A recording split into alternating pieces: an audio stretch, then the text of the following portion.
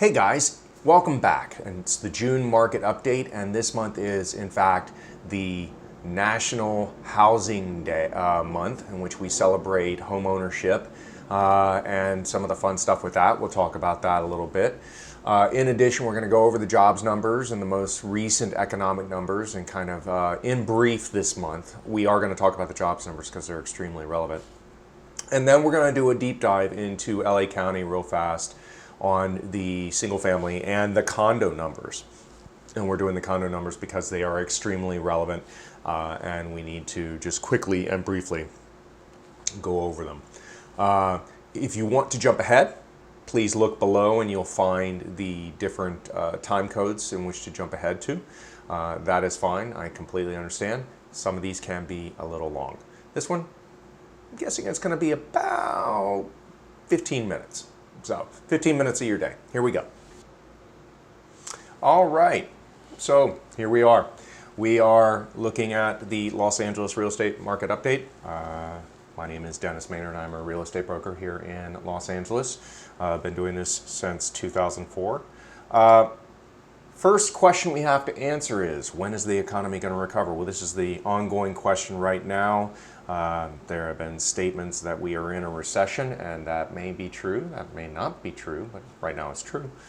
However, a recession does not equal a housing crash. And if you would like, go back and visit the previous market update in which I go into statistics of housing crashes and whether or not they correlate to recessions. They do not. In this particular case, real estate is hyper-local, but we fully expect the economy could begin to pick up in late June and July with a strong recovery in the fourth quarter. This is what economists are saying over at Merrill. Most major financial institutions are calling for a second half recovery. You have seen this slide before. If you have been watching it, I'm reiterating it because it's important. As you can see, everybody is calling for a good recovery, some better than others, with Bank of America saying Q3 will be a little bit of a poo-poo. Now, the big number out, and I'm showing this slide, is how many jobs were gained in this past job report. And this is huge because most of the economists were expecting a major loss in jobs. Instead, we had a major gain, and 2.5 million jobs is a huge number. What does this tell us? It tells us that the economy is a little bit more resilient, that the demand for employment is coming back as soon as things open up, and this is all good stuff. Obviously, we have food and beverage. That was a huge boost as the restaurants started to open up. The surprise was the retail job numbers surprised everyone. And, and then this governmental section over here falls into more of local area governments rather than on the national level, as I understand it. It's been described to me. Hotels are still lagging a little bit, but this is good progress overall. This is really good progress. The May gain was by far the biggest 1 month jobs surge in U.S. history since at least 1939.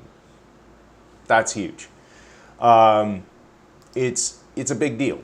And that puts us right around an 87.7% of the population is currently employed. That means that the unemployment rate is at 13.3%, and we're going to go into a little bit more on that in just 1 second. But what they're talking about here is that 73% of that is a temporary unemployment situation, meaning that as soon as the jobs and the economy continues to open up, the jobs are going to go back. So that's 75% of all job losses are temporary layoffs and furloughs, according to employers, meaning they are going to come back. Now, there was a little bit of a miscalculation that got reported, and everyone said, well, that means that it's more. No, it doesn't. The miscalculation was that some people who should have been classified as temporary unemployed during the shutdown were instead misclassified as employed, but absent for other reasons. Other reasons are usually people taking leave to go on vacation, serve on jury duty, or to take care of a child or a relative. Now, that said, the unemployment rate, even if you would take that into account, is still improved even with a correction. So we have the miscalculation errors in which people took leave, and then we have the actual unemployment rate. So 14.7 to 13.3 in May, that's an improvement overall. So employers added 2.5 million jobs, blowing Wall Street expectations out of the water. Economists had forecast a loss of 8.3 million jobs. That's crazy. 8.3 million jobs is what they were forecasting. Instead, we went in reverse. We added 2.5. Housing will fare better than expected during this severe downturn, meaning for the reasons we're going to get into, housing is going to stay strong for the most part. Housing is hyper-local. We're also going to talk about that. In fact, home prices are projected to continue to appreciate. These are the different sources. We have the surveys, we have Mortgage Bankers Association, we have National Association of Realtors, Fannie Mae, Freddie Mac. All of them, for the most part, are calling for an increase in overall evaluations over 2020. And then into 2021, it continues. 2022, there's only a few that go that far out to expect home prices to increase. They just don't have surveys of that. It's all it means. Why? This is going to the supply and the demand of the reasons why we talk about this stuff and why we think it's so strong. Really, it comes down to that inventory is so low. It's still low. We are not producing enough new homes. We are not producing enough of many factors into what creates the pricing that exists to this day. So as we are going forward, we are seeing home sales pick up from the bottom of this. We're seeing new pending home sales up 24.5%. This is according to Zillow. And new listings taken is up by just under 20%. So this is a sign that activity is picking up in the housing market currently. Homeownership rates. Homeownership rates across the country have been rising and on the rise, and this is extremely important because homeownership creates security and it offers benefits. Why are people going towards homeownership? Well, median asking rent prices have been rising for some time, and they're not going to stop.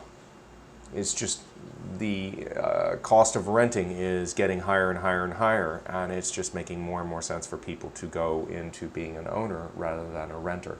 And so making that investment is happening. So as it is National Homeownership Month, I've talked about a couple of these: the financial investment of growing your assets and your wealth. The accomplishment is one of the cited reasons for being a homeowner. Having privacy. Now, that's a big deal. I know many of you out there would like that. Having stability, and then personal expression. You get to express yourself in your own home the way you want without having somebody tell you what you can do with it. That's really a big deal. So, the non-financial benefits of homeownership. 93% of those surveyed said it made them happier. That's a big deal. 88% agreed that buying a home is the best decision they've ever made. And 79% believed owning a home has changed them for the better. More responsibility, more investment into what you're doing and who you are. So for the most part, real estate at 35% remains the most favored investment to Americans, as has been the case since 2013 when the housing market was on the rebound. More than a third of Americans have named real estate as the top investment choice since 2016. And that's Gallup poll. So here's how the numbers break down. Real estate is the top choice, with stocks being right behind it, savings accounts behind that, and gold behind that. Yes, the gold bugs are excited right now. Gold is going up. But here you see another graph. Gold was favored in 2011, lost favor as we came out of the great crash, the Great Recession. Real estate, however, continued to rise all the way through and is still extremely popular.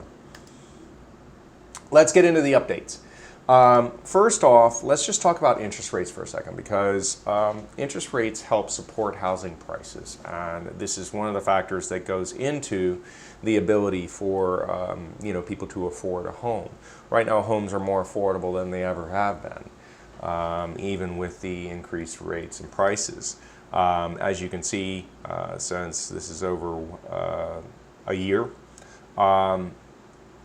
interest rates are still at a remarkably low level, at 3.26%. It varies by market. Oops, we went ahead too much. Varies by market. The mortgage rates for Freddie and 30-year fixed rate, this is their projections on where they're going. They're still expected to be in the threes, the low threes. That's fantastic for future stability in the housing market as well. So we're expecting to see this trend kind of continue for the time being. Percentage of distressed property sales. Listen, there's a reason why we're not seeing distressed sales right now. In one of the previous market updates, you saw a slide in which I stressed the fact that home equity, the amount of money that people have saved in their home, do not have a loan on, is massive. 62% of homeowners out there have more than 80% equity in their homes.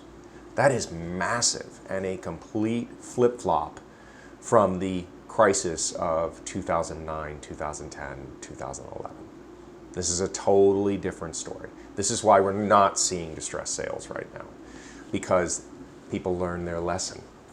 That said, let's get into Los Angeles. The number of active listings in Los Angeles has risen. We're starting to see the inventory grow a little bit.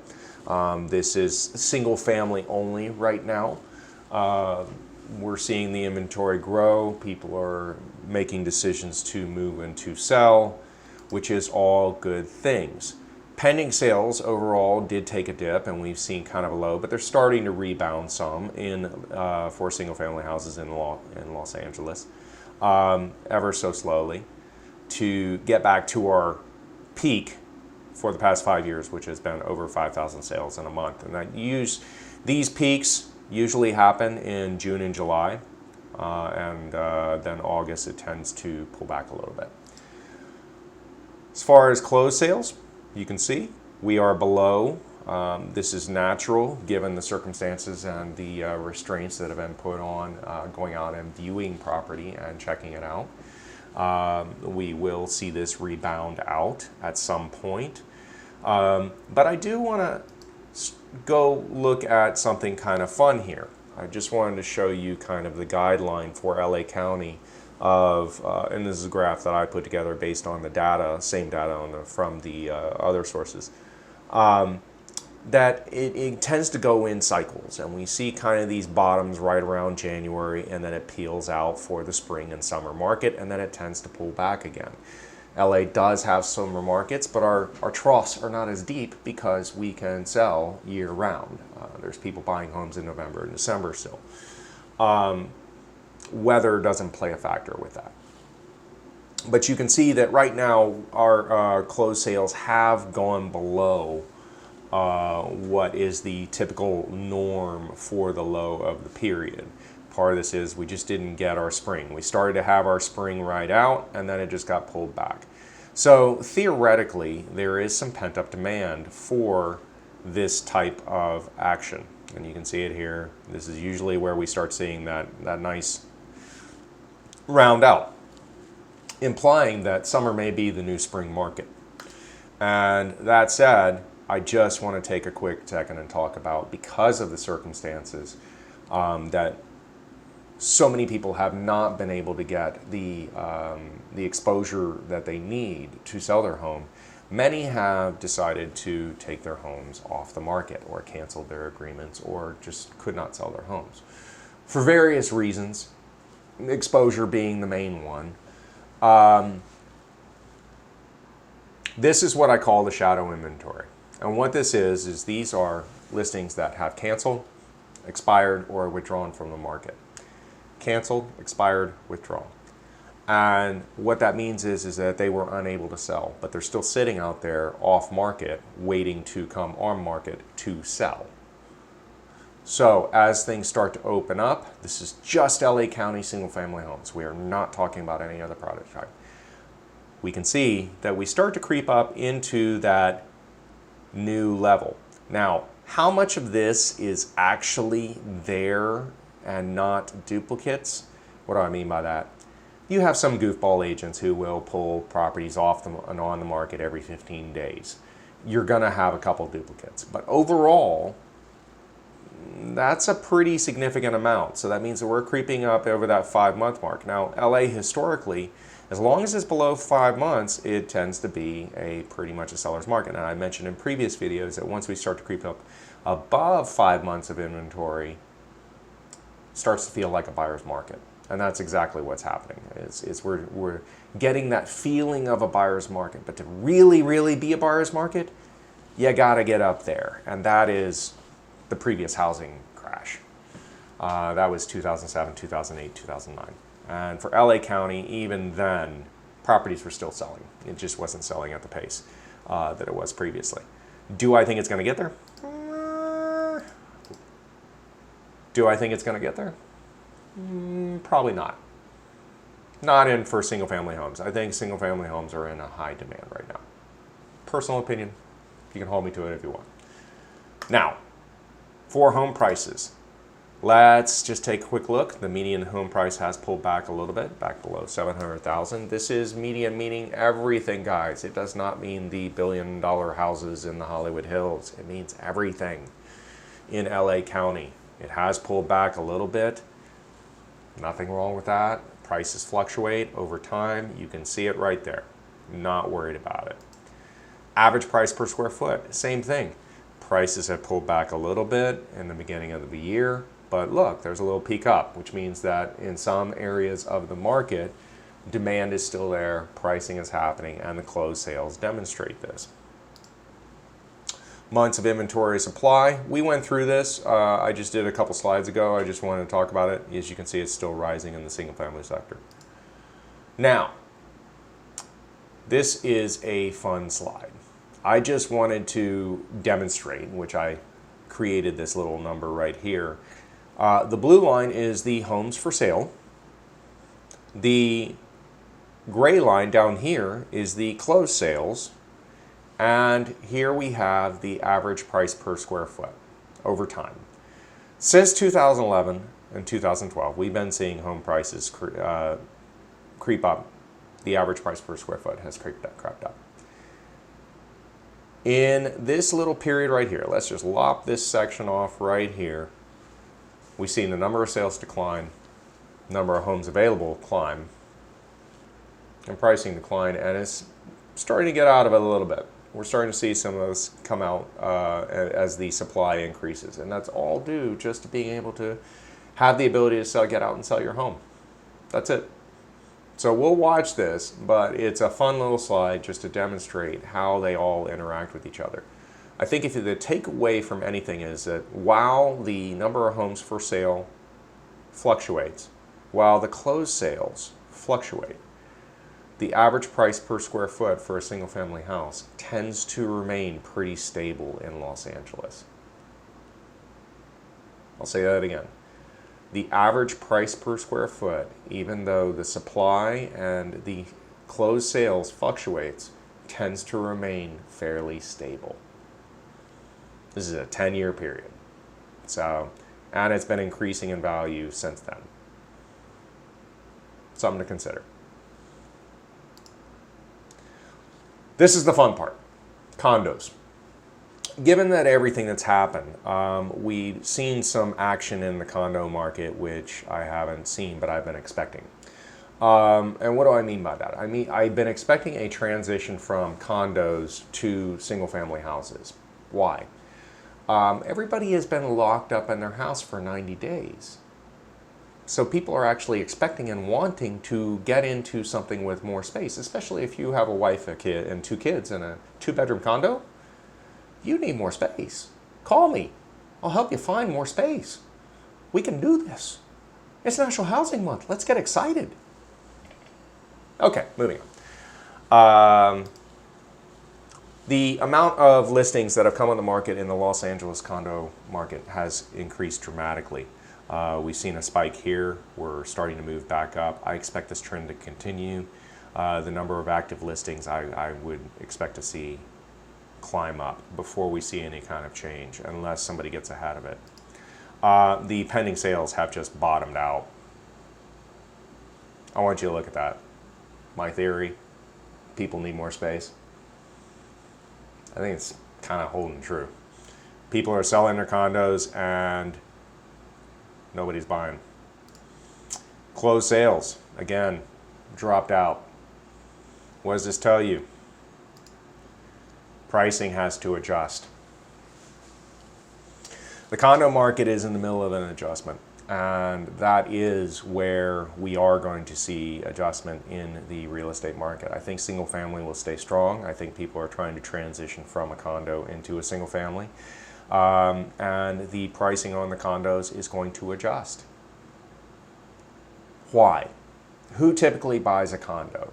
Condos in Los Angeles typically fall into a first-time buyer category. Most people who are buying condos are either downsizing or it's their first step in. So in order for renters to be able to afford a condo, prices have to come back. That is your buyer. That is the market. Probably a little bit more information than most people want, but that's it. This is simple. Simple math. If there's no buyers, prices drop. Look at the month supply creeping up. Now, I think it's much higher than that. This doesn't seem reflective, especially with the 2 previous slides, but the numbers are the numbers, and so it's saying that the inventory and the month supply is there. It's just climbing. So we will see. Guys, the summer buyer and seller guides are out. If you're thinking about buying or selling and you want some more information on how to go about this process, I have 2 things for you. Shoot me an email or a message on my website and just say I want a buyer guide or I want a seller guide, and I will get one over to you. Or there is a new show called TNT. It's tips and tricks, and it goes through all the different aspects of buying and selling a home. And it's an ongoing show. It's growing in its content, and it's a lot of fun to make. I hope that you enjoy it. I hope you enjoy this market update. If you have any questions or you would like to discuss anything that is in here, by all means, please reach out. I'm happy to discuss.